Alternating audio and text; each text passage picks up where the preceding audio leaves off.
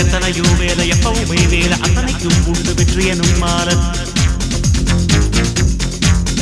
சண்முகா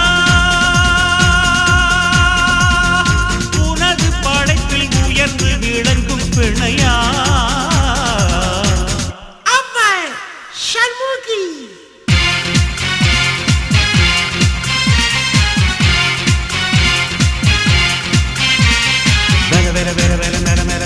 ஆம்பளைக்கும் வேலை பொம்பளைக்கும் வேலை பொம்பளையா போன ஆம்பளைக்கும் வேலை